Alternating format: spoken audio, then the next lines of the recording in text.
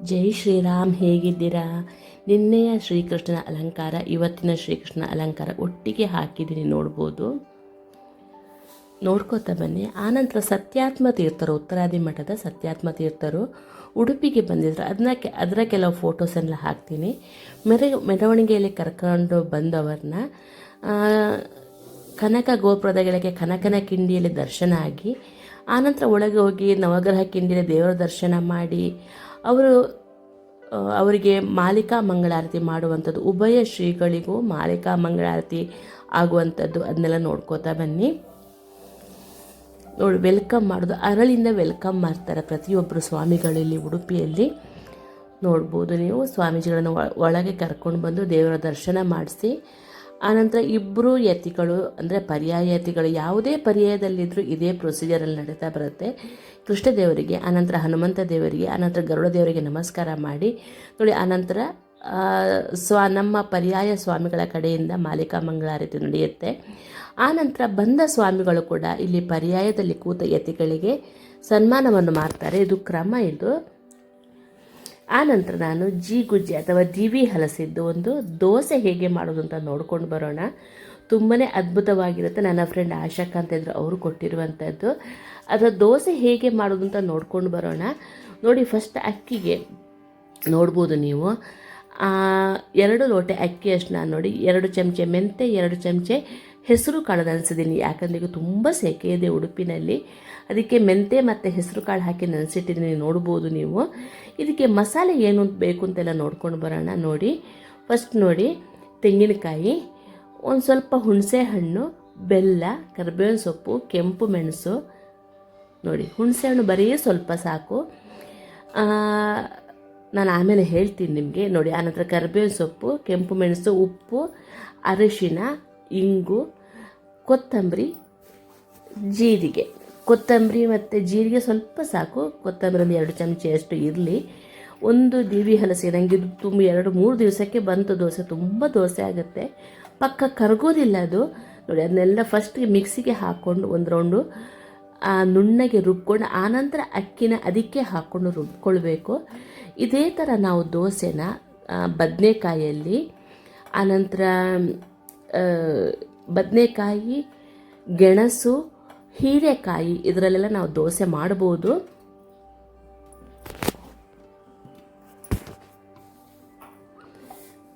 ನೋಡಿ, ಇದೊಂದು ಪುಡಿ ಆದ ನಂತರ ಅದಕ್ಕೆ ನಾವು ಅಕ್ಕಿನ ಹಾಕ್ಕೊಂಡು ನುಣ್ಣಗೆ ರುಬ್ಕೊಳ್ಬೇಕು. ಆನಂತರ ಸೊಪ್ಪುಗಳಲ್ಲಿ ನಿಮಗೆ ಇದಕ್ಕೆ ಪಾಲಕ್ ಸೊಪ್ಪು, ಮೆಂತ್ಯ ಸೊಪ್ಪು, ಹರಿವೆ ಸೊಪ್ಪು, ಕೊತ್ತಂಬರಿ ಸೊಪ್ಪು, ಇದನ್ನ ಸಪ್ರೇಟಾಗಿಯೂ ಹಾಕ್ಬೋದು, ಅಥವಾ ಮಿಕ್ಸೆಡ್ ಸೊಪ್ಪಿದ್ದು ಹಾಕಿನೂ ಇದು ದೋಸೆ ಮಾಡ್ಬೋದು. ಬಟ್ ಸೊಪ್ಪು ಹಾಕಿ ನಾವು ದೋಸೆ ಮಾಡಿದಾಗ ತೆಳ್ಳಗೆ ಬರೋದಿಲ್ಲ. ಇದು ಯಾವ ದೋಸೆನೂ ತೆಳ್ಳಗೆ ಬರೋದಿಲ್ಲ, ಸ್ವಲ್ಪ ದಪ್ಪನೇ ಇರುತ್ತೆ ಇದು. ನೋಡಿ, ಆನಂತರ ಎಲ್ಲನೂ ಮಿಕ್ಸಿಗೆ ಹಾಕ್ಕೊಂಡು ಉಳಿದ ಬೆಲ್ಲನೂ ಅದಕ್ಕೆ ಹಾಕ್ಕೊಂಡು ರುಬ್ಕೊಂಡು ಇಟ್ಕೊಂಡಿದ್ದೀನಿ, ನೋಡ್ಬೋದು. ತುಂಬಾ ಟೇಸ್ಟಿಯಾಗಿ ಬರುತ್ತೆ. ನಾವು ಇದನ್ನು ಆ್ಯಕ್ಚುಲಿ ಮಳೆಗಾಲದಲ್ಲಿ ಮಾಡ್ತೇವೆ. ಈ ಬೇಸಿಗೆಯಲ್ಲಿ ತುಂಬ ಸೆಕೆ ಆಗುತ್ತೆ, ಇದನ್ನ ತಿಂದರೆ ತುಂಬ ಹೀಟ್ ಇದು. ಈ ಊರಿಗೆ ಅಂತೂ ಇದು ಬರೋದಿಲ್ಲ. ಆಸೆಗೋಸ್ಕರ ನಾವು ಮಾಡಿದ್ವಿ. ಮೊನ್ನೆ ನಾನು ಒಂದು ಸಲ ಸಾಂಬಾರು ಮಾಡಿದ್ವಿ, ನಿಮಗೆ ತೋರಿಸಿದ್ದೆ, ದ್ವಾದಶಿ ರೆಸಿಪಿ ಆವತ್ತು, ನೋಡ್ಬೋದು. ಅದೇ ಥರ ನೋಡಿ, ಇದನ್ನೂ ಅಷ್ಟೇ ನೋಡಿ, ಮಿಕ್ಸ್ ಮಾಡಿ ಮಿಕ್ಸಿ ತೊಳಿಯೋಕ್ಕೆ ಒಂದು ರೌಂಡ್ ಮಿಕ್ಸಿನ ನೀವು ಇದು ಮಿಕ್ಸಿಗೆ ಹಾಕಿ ಅದು ತಿರುಗಿಸಿದರೆ ಎಲ್ಲ ಹಿಡ್ಕೊಂಡಿದ್ದೆಲ್ಲ ಹೋಗಿಬಿಡುತ್ತೆ. ನೋಡಿ, ಆನಂತರ ಮಿಕ್ಸ್ ಮಾಡಿ, ನಂತರ ಆ ದಿವಿ ಹಲಸು ಅಥವಾ ಗುಜ್ಜೆ ಅಂತ ಹೇಳ್ತೀವಲ್ಲ, ಅದನ್ನ ಕಟ್ ಮಾಡ್ಕೊಳ್ಬೇಕು. ಸೇಮ್ ಇದೇ ಥರ ಹೇಳಿದ್ನಲ್ಲ, ಬದನೆಕಾಯಿ, ಗೆಣಸು, ಹೀರೆಕಾಯಿ ಎಲ್ಲನೂ ಚೆನ್ನಾಗಿ ಬರುತ್ತೆ ಇದರಲ್ಲಿ. ನೀವು ಒಂದು ಸಲ ಬೇಕಾದ್ರೆ ಮಾಡಿ ನೋಡಿ. ಇದ್ರ ಫಸ್ಟ್ ಏನು ಗೊತ್ತಾ, ಆ ಮಧ್ಯದ ಗೂಂಜಿ ಅಂತಿರುತ್ತಲ್ಲ, ಸ್ವಲ್ಪ ದಪ್ಪದ ಪಾರ್ಟ್, ಇದು ಬೇಯೋದಿಲ್ಲ. ಹಲಸಿನ ಹಣ್ಣಲ್ಲಿ ಇರುವಂಗೆ ಇರುತ್ತೆ ಇದು. ಬೇಕಂದರೆ ಸ್ವಲ್ಪ ಕಪ್ಪಾಗುತ್ತೆ ಅಂತಂದರೆ ಈ ಥರ ಹೆಚ್ಚಿಟ್ಟದ ಸ್ವಲ್ಪ ನೀರಲ್ಲಿ ಹಾಕಿಡಿ. ಸಿಪ್ಪಿನ ನೀಟಾಗಿ ತೆಕ್ಕೊಂಡು ತುಂಬ ತೆಳ್ಳಗೆ, ಎಷ್ಟು ಕೊಡುತ್ತಾ ಅಷ್ಟು ತೆಳ್ಳಗೆ. ಒಂದು ಏನು ಗೊತ್ತಾ ಇದರಲ್ಲಿ ಇಂಪಾರ್ಟೆಂಟು, ಒಂದೇ ಥರ ನಮಗೆ ಸ್ಲೈಸ್ ಬರಬೇಕು, ಅದು ತುಂಬ ಇಂಪಾರ್ಟೆಂಟು. ಮತ್ತು ಏನು ಗೊತ್ತಾ, ಇದು ಬೇಗ ಬೇಯುತ್ತೆ. ಈ ದಿವಿ ಹಲಸು ಅಥವಾ ಗುಜ್ಜೆ ಅಂತ ಏನು ಹೇಳ್ತೀವಿ, ಇದು ತುಂಬ ಬೇಗ ಬೇಯುತ್ತೆ. ಆದ ಕಾರಣ ತುಂಬ ಈಸಿಯಾಗುತ್ತೆ. ಇದಕ್ಕೆ ಬನ್ ಫ್ರೂಟ್ ಅಂತ ನಾವು ಇಂಗ್ಲೀಷಲ್ಲಿ ಹೇಳ್ತಾರೆ. ನೋಡಿ, ಇದನ್ನ ನೋಡಿ, ಇದಕ್ಕೆ ಹಾಕ್ಕೊಂಡು ಕಲಿಸ್ಕೊಂಡು, ಆನಂತರ ದೋಸೆ ಕಾವಲಿಯಲ್ಲಿ ಒಂದೊಂದೇ ಜೋಡಿಸ್ತಾ ಬರಬೇಕು. ದೋಸೆ ಥರ ತೋರಿಸ್ತೀನಿ ನೋಡಿ. ಮಿಕ್ಸ್ ಮಾಡ್ಕೊಳ್ಳಿ. ಬೆಲ್ಲ, ಉಪ್ಪು, ಹುಳಿ, ಖಾರ ನಿಮಗೆ ಬೇಕಾದ ಹಾಗೆ ಹಾಕ್ಕೊಳ್ಳಿ. ಬೆಲ್ಲ ಸ್ಕಿಪ್ ಮಾಡಿದರೂ ನಡೆಯುತ್ತೆ ಇದಕ್ಕೆ. ನೋಡಿ, ನಮಗೆಲ್ಲ ಸ್ವಲ್ಪ ಸಿಹಿ ಇಷ್ಟ ಆದ ಕಾರಣ ನಾವು ಹಾಕ್ಕೊಳ್ತೀವಿ. ಮತ್ತು ಈ ಊರಿಗೆ ಸ್ವಲ್ಪ ಸಿಹಿ ಬೇಕು ಅಂತ ಅನಿಸುತ್ತೆ. ನೋಡಿ, ಹೀಗೆ ಒಂದೊಂದೇ ಅದ್ದಿ ಆ ಹಿಟ್ಟಲ್ಲಿ ಅಕ್ಕಿ ಹಿಟ್ಟಿರುತ್ತಲ್ವ, ಮಸಾಲೆ ಅಕ್ಕಿ ಹಿಟ್ಟು, ಅದರಲ್ಲಿ ಅದ್ದಿ ಇಡುವಂಥದ್ದು. ಆನಂತರ ಸ್ವಲ್ಪ ಹಿಟ್ಟು ಹಾಕಿ ಮೇಲೆ ಸವರ್ಕೊಳ್ಬೇಕು. ಸ್ವಲ್ಪ ನೀರು, ಸ್ವಲ್ಪ ಎಣ್ಣೆ ಹಾಕ್ಕೊಂಡು, ಇದು ಬೇಗ ಆಗೋದಿಲ್ಲ. ಒಂದೊಂದು ದೋಸೆ ಬೇಯೋಕ್ಕೆ ಒಂದು 5 ನಿಮಿಷನಾದರೂ ಬೇಕು. ತೀರಾ ಮೀಡಿಯಮ್ ಇದು ಸಿಮ್ಮಲ್ಲೇ, ತೀರಾ ಹೈ ಫ್ಲೇಮಲ್ಲಿ ಇಟ್ಟು ಬೇಯೋದಿಲ್ಲ. ಮೀಡಿಯಮ್ ಫ್ಲೇಮಲ್ಲಿ ಇಟ್ಟು ನಾವು ಬೇಯಿಸ್ತಾ ಬರಬೇಕು. ಅದ್ಭುತವಾಗಿರುತ್ತೆ. ನಮ್ಮ ಮನೇಲಂತೂ ಎಲ್ರಿಗೂ ಇದು ಇಷ್ಟ ಆಗುತ್ತೆ. ಒಂದ್ಸಲ ನೀವು ಈ ಥರ ಮಾಡಿ ನೋಡಿ.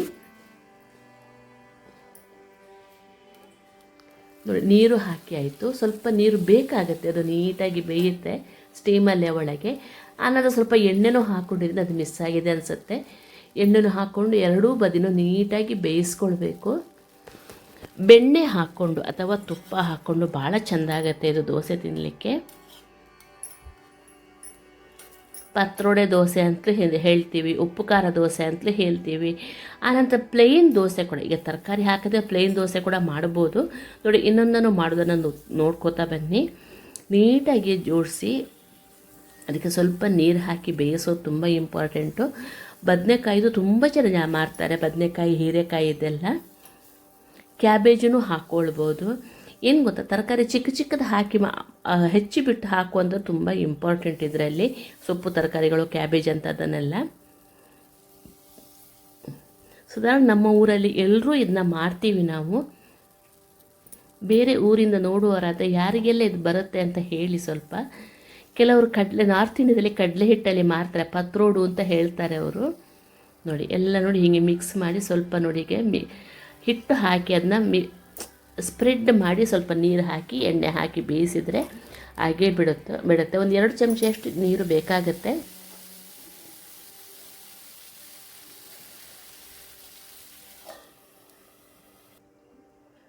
ನೋಡಿ, ಹಾಗೇ ಬಿಡ್ತಿದ್ದು ಕೂಡ ಕವುಚಿ ಹಾಕಬೇಕಿನ್ನ.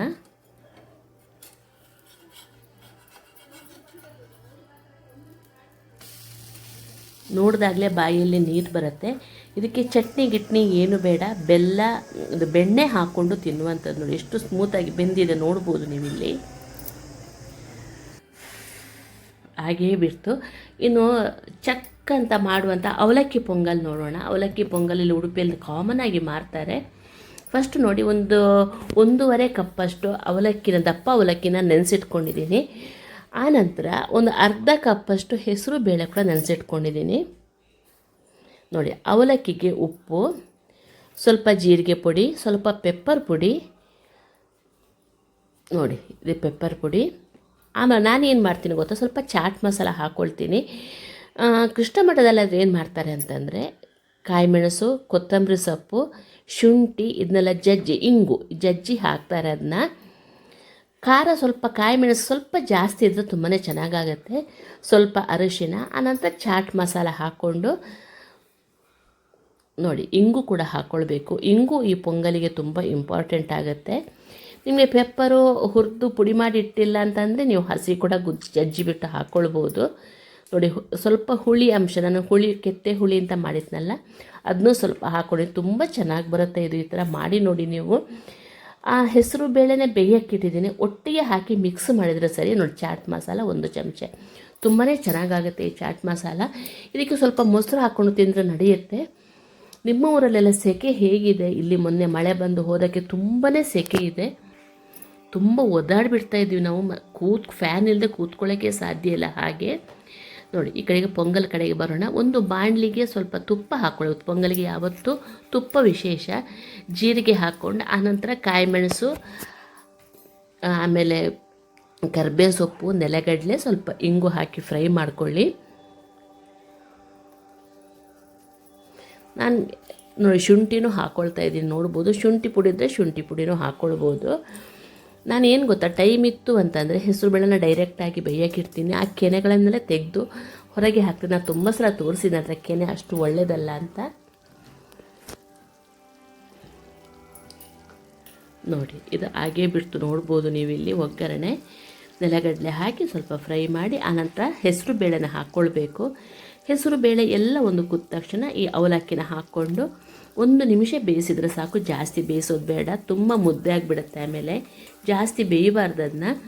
ಈಗ ಇಲ್ಲೆಲ್ಲ ಉಡುಪಿಯಲ್ಲೆಲ್ಲ ತೀರಾ ಜನ ಬಂದರು, ರಾತ್ರಿ ಫಲಾರಕ್ಕೆ ಬೇಕು ಅಂತಂದರೆ ಈ ಸೌದೆಗೆ ಹೋದಾಗ ಇದನ್ನ ಜಾಸ್ತಿ ಮಾಡ್ತಾಯಿರ್ತಾರೆ ಅವರು. ನೋಡಿ ಕರಿಬೇವಿನ ಸೊಪ್ಪು ಹಾಕ್ಕೊಂಡಿದ್ದೀನಿ, ನೋಡ್ಬೋದು ಇಲ್ಲಿ. ಇದು ಫ್ರೈ ಆದ ನಂತರ ಇದಕ್ಕೆ ನೋಡಿ ಇಂಗು ಹಾಕ್ಕೊಂಡಿದ್ದೀನಿ, ಕಾಣ್ಬೋದು ನೀವು ಇಲ್ಲಿ. ಇಂಗು ಬೇಕೇ ಬೇಕು ಇದಕ್ಕೆ. ಪೊಂಗಲಿಗೆ ಸ್ವಲ್ಪ ಇಂಗು, ಪೆಪ್ಪರು, ಜೀರಿಗೆ ಎಲ್ಲ ತುಂಬ ಚೆನ್ನಾಗಿ ಹೊಂದುತ್ತೆ ಅದು. ನೋಡಿ ಆನಂತರ ಹೆಸರು ಬೇಳೆ ಬೇಯಿಸಿಟ್ಟಿದ್ದನ್ನು ಹಾಕ್ಕೊಳ್ತಾ ಇದ್ದೀನಿ, ನೋಡ್ಬೋದು. ನೋಡಿ ಬೆಂದಿದೆ ಅದು, ಒಂದು 3/4 ವಾಶಿ ಬೆಂದರೂ ಸಾಕು. ಆನಂತರ ಸ್ವಲ್ಪ ಕುದಿಸಿ ಇದರಲ್ಲಿ ಕೂಡ ಬೇಯಿಸ್ಬೋದು. ಆನಂತರ ಅದಕ್ಕೆ ಸ್ವಲ್ಪ ಕುದಿ ಬಂದ ನಂತರ ಅವಲಕ್ಕಿ ನಾನು ನೆನೆಸಿಟ್ಟಿರ್ತೀವಲ್ಲ, ಮಸಾಲೆ ಹಾಕಿಟ್ಟಿದ್ದೀವಲ್ವ, ಅದನ್ನ ಹಾಕಿ 1 ನಿಮಿಷ ಕುದಿ ಬಂದರೆ ಸಾಕು. ಅದು ಸ್ವಲ್ಪ ತೆಳ್ಳಗಿರಲಿ, ಯಾಕಂದರೆ ಅದು ಆಮೇಲೆ ದಪ್ಪ ಆಗ್ತಾ ಹೋಗುತ್ತೆ. ನಾನು ನಿಮಗೆ ತೋರಿಸ್ತೀನಿ ಅದನ್ನ. ಅವಲಕ್ಕಿ ನೀರನ್ನು ಹೀರ್ಕೊಳ್ಳುತ್ತೆ, ಅದ್ಭುತವಾಗಿ ಬರುತ್ತೆ. ನಿಮಗೆ ಅರ್ಜೆಂಟಿಗೆ ಬೇಳೆ ಕಾಳು ಬೇಕು ಅಂತಂದರೆ ಈ ಥರ ನೋಡಿ ಮಾಡಿಕೊಂಡು ತಿನ್ಬೋದು. ಮತ್ತು ಇನ್ನೇನು ಗೊತ್ತಾ, ನಿಮಗೆ ಬೇಕಂದ್ರೆ ಅದಕ್ಕೆ ರಾಯ್ತ ಕೂಡ ಮಾಡ್ಕೋಬೋದು, ಮೊಸರು ಬಜ್ಜಿ ಅಂತ ಹೇಳ್ತೀವಲ್ವ. ಕ್ಯಾರೆಟ್, ಟೊಮೆಟೊ ಹಾಕ್ಕೊಂಡು ತಿನ್ನುವರಾದರೆ ಈರುಳ್ಳಿ ಕೂಡ ಹಾಕ್ಕೊಳ್ಬೋದು. ಆಮೇಲೆ ಸೌತೆಕಾಯಿ ಎಲ್ಲ ಹಾಕಿ ಮೊಸರು ಬಜ್ಜಿ ತುಂಬಾ ಚೆನ್ನಾಗಿ ಬರುತ್ತೆ. ಈ ಸೆಕೆಗೆ ಹೇಳಿ ಮಾಡಿಸಿದಂಥ ಅಡಿಗೆ. ನೋಡ್ಬೋದು, ಇದು ಸ್ವಲ್ಪ ನೀರು ಕಡಿಮೆ ಅಂತ ಅನ್ನಿಸ್ತು ನನಗೆ. ನೋಡಿ ಅದಕ್ಕೆ ನೋಡಿ ಏನು ಗೊತ್ತಾ, ಇಷ್ಟು ಸೆಮಿ ಲಿಕ್ವಿಡ್ ಥರ ಹಂತಕ್ಕೆ ಬರಬೇಕು ಅಂದರೆ ಈಗ ಸ್ವಲ್ಪ ಸಾರು ಥರನೇ ಇರಬೇಕಾಗತ್ತೆ. ನೋಡಿ ಅದು ಕನ್ಸಿಸ್ಟೆನ್ಸಿ ನಿಮಗೆ ನೋಡ್ಕೋಬೋದು. ನಿಮಗೆ ಬೇಡ ಗಟ್ಟಿ ಬೇಕನ್ನೋರು ಸ್ವಲ್ಪ ನೀರು ಕಡಿಮೆನೇ ಹಾಕ್ಕೊಳ್ಳಿ. ಇದು ಹಾಗೇ ಬಿಡ್ತು. ಈಗ ಕಾಟು ಮಾವಿನ ಹಣ್ಣಿದ್ದು ಒಂದು ಪಲ್ಯ ಮಾಡೋಣ. ನಮ್ಮೂರಲ್ಲಿ ನಮ್ಮ ಅಣ್ಣನ ಮನೆಯಿಂದ ಕಾಟು ಮಾವಿನ ಹಣ್ಣು ತಗೊಂಬಂದಿದೆ, ಅದನ್ನ ಪಲ್ಯ ಮಾಡೋಣ. ಫಸ್ಟಿಗೆ ಬಾಣಲಿಗೆ ಎಣ್ಣೆ ಹಾಕ್ಕೊಂಡು ಉದ್ದಿನಬೇಳೆ, ಸಾಸಿವೆ ಹಾಕ್ಕೊಂಡು ರೆಡಿ ಮಾಡಿ ಇಟ್ಕೊಳ್ಳಿ. ಅಷ್ಟೊತ್ತಿಗೆ ಈ ಮಾವಿನ ಹಣ್ಣಿದ್ದು ತೊಟ್ಟು ಮತ್ತು ಸ್ವಲ್ಪ ಸಿಪ್ಪೆ ತಗೊಳ್ಬೇಕು, ಪೂರ ತಗೊಳ್ಳೋದೇನು ಬೇಡ. ನೋಡಿ ಸಾಸಿವೆ ಮತ್ತು ಉದ್ದಿನಬೇಳೆ. ಇದಕ್ಕೆ ಖಾರಕ್ಕೆ ಏನು ಬೇಕು ಅಂತ ಹೇಳಿದರೆ ಬೇಕಾದ್ರೆ ಕಾಯಿ ಮೆಣಸು, ಇಂಗು, ಕರಿಬೇವಿನ ಸೊಪ್ಪು ಹಾಕಿದರೆ ಸರಿ. ನಾನು ಕೆಂಪು ಮೆಣಸು ಹಾಕಿ ಮಾಡಿದ್ದೀನಿ. ಸ್ವಲ್ಪ ಅಡಿಗೆ ಮೇಲೆ ಸಿಪ್ಪೆ ತೆಗೆದ್ರೆ ಸಾಕು, ಜಾಸ್ತಿ ತೆಗೆಯೋದು ಬೇಡ. ಜಾಸ್ತಿ ತೆಗೆದು ಅದು ಉಪ್ಪು, ಹುಳಿ, ಖಾರ ಎಲ್ಲ ಎಳ್ಕೊಳ್ಳಿಕ್ಕೋಸ್ಕರನೇ ನಾವು ಈ ಥರ ಮಾಡುವಂಥದ್ದು. ಮಾವಿನ ಹಣ್ಣು ಸಿಹಿ ನೋಡಿ, ಅದಕ್ಕೆ ನೀವು ಈ ಬೆಲ್ಲನೆಲ್ಲ ಹಾಕ್ಕೊಳ್ಬೇಕಾಗತ್ತೆ. ನೋಡಿ ಉದ್ದಿನಬೇಳೆ, ಸಾಸಿವೆ ಹಾಕಿ ಆದ ನಂತರ ನೋಡಿ ಇಂಗು ಹಾಕ್ಕೊಂಡಿದ್ದೀನಿ, ಕರಿಬೇವಿನ ಸೊಪ್ಪು, ಆಮೇಲೆ ಕೆಂಪು ಮೆಣಸು. ಆನಂತರ ಇದಕ್ಕೆ ನಾವು ಮಾವಿನ ಹಣ್ಣು ಹಾಕಿ ನೋಡಿ, ಸಿಪ್ಪೆ ನೋಡಿ ಈ ಥರ ತೆಗೆದು ಮಾವಿನ ಹಣ್ಣು ಹಾಕಿ ಸ್ವಲ್ಪ ನೀರು ಹಾಕಿ ಉಪ್ಪು ಬೆಲ್ಲ ಹಾಕಿ ಬೇಯಿಸಿದರೆ ಹಾಗೇ ಬಿಡ್ತು. ಇದು ಚಕಾಚಕ್ ಅಂತ ಆಗುವಂಥದ್ದು. ಇದೊಂದು ಸಲ ಮಾಡಿ ತಿಂದರೆ ಮಕ್ಕಳಿಗೆಲ್ಲ ಅಂತೂ ಭಾಳ ಇಷ್ಟ ಆಗುತ್ತೆ. ಸ್ವಲ್ಪ ವಯಸ್ಸಾದವರಿಗೆ ಮಾವಿನ ಹಣ್ಣು ತಿನ್ನೋಕ್ಕಾಗಲ್ಲ ಅಂತನವ್ರಿಗೆ ಈ ಥರ ಮಾವಿನ ಹಣ್ಣಿನ ಪಲ್ಯನ ಮಾಡಬಹುದು. ರಸಾಯನ ಈ ಥರ ಇದನ್ನು ಇದು ಒಂದು ವಿಶೇಷ ಡಿಶ್ ಆಗುತ್ತೆ. ಆಮೇಲೆ ಮಾವಿನ ಹಣ್ಣಿನ ಚಂಡ್ರುಲಿ ಅಂತ ಮಾಡ್ತೀವಿ ನಾವು, ಉಪ್ಪು ಖಾರ ಎಲ್ಲ ಹಾಕಿ. ನಾನು ಅದನ್ನ ಇನ್ನೊಂದು ಸಲ ವೀಡಿಯೋ ಮಾಡಿ ತೋರಿಸ್ತೀನಿ. ನೋಡಿ ಬೆಲ್ಲ, ಉಪ್ಪು ಹಾಕ್ಕೊಳ್ತಾ ಇದ್ದೀನಿ. ಒಂದು ಕುದಿ ಬಂದರೆ ಹಾಗೇ ಬಿಡ್ತಿದ್ದು. ಇದು ಬೇಗ ಬೆಂದು ಬಿಡುತ್ತೆ, ಜಾಸ್ತಿ 2-3 ನಿಮಿಷದಲ್ಲೆಲ್ಲ ಇದು ಅಡುಗೆ ಆಗಿಬಿಡುತ್ತೆ ನಿಮಗೆ. ಬಟ್ ಟೇಸ್ಟಿಗೆ ಏನೂ ಮೋಸ ಇಲ್ಲ. ಸೀಸನಲ್ ಆಹಾರ ತಾನೇ, ಹೆಲ್ತಿಗೂ ಒಳ್ಳೇದಿದು. ಹೆಲ್ತಿಗಂತೂ ಭಾಳ ಚೆಂದ ಆಗುತ್ತೆ ಇದು. ಈ ಬೇಸಿಗೆಯಲ್ಲಿ ಹಸಿವೆ ಕಡಿಮೆ ಇರುತ್ತೆ ನೋಡಿ, ಅಂಥವರಿಗೆಲ್ಲ ಹೇಳಿ ಮಾಡಿಸಿದ ರೆಸಿಪಿ ಇದು. ಆನಂತರ ಚಂಡ್ರುಲಿ ಅಂತ ಮಾಡಿದ್ದು ನಾನು ಇನ್ನೊಂದು ಸಲ ಬೇಕಾದ್ರೆ ತೋರಿಸ್ತೀನಿ, ಇಲ್ಲ ಕಳೆದ ಸಲದ ವೀಡಿಯೋ ಇದೆ, ಲಿಂಕನ್ನು ನಿಮಗೆ ಕೊಡ್ತೀನಿ ನೋಡಿ. ಪಲ್ಯ ರೆಡಿಯಾಗಿಬಿಡ್ತು, ಪಲ್ಯ, ದೋಸೆ ಎಲ್ಲ ಹೇಗಾಯಿತು ಅಂತ ಹೇಳಿ ಫ್ರೆಂಡ್ಸ್ ವೀಡಿಯೋ.